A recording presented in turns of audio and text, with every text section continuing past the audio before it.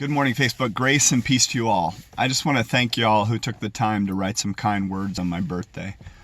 Love you, and it meant a lot to me. Today, I want to tackle sin.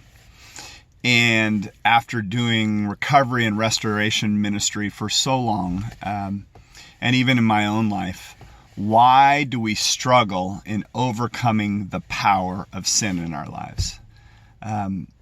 And I believe, after all these years, that we struggle because we attack sin from a fruit perspective rather than a root perspective. What sin is at its core, or the root, is broken, fractured self-centeredness.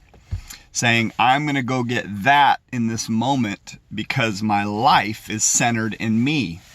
The root problem is I am my own, right?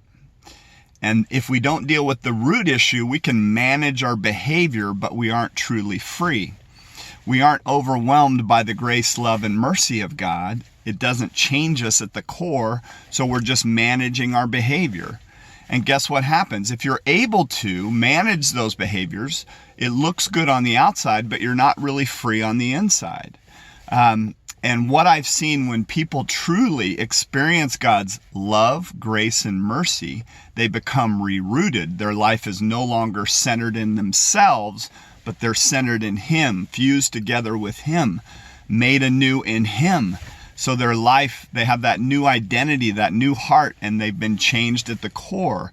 So those sin patterns start falling away because what they used to run to that sin pattern for, now they're running to Him, and they're set free from the power of sin, and we're able to walk and live in a completely new way.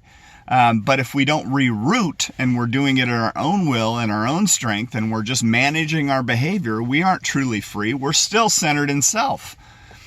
And that is the power that comes from Him in and through our lives, that we're created anew in Him. And then the want to start changing.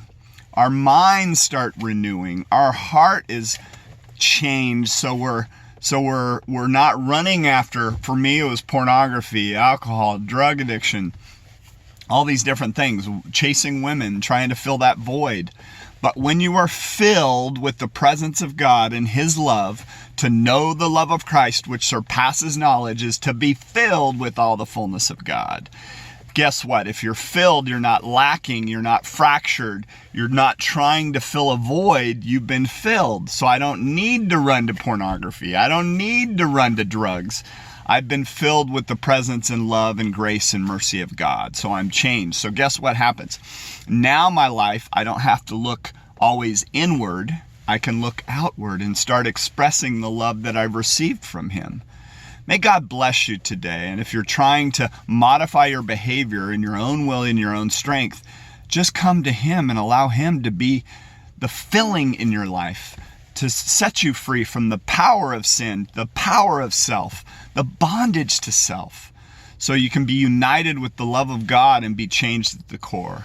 God bless y'all.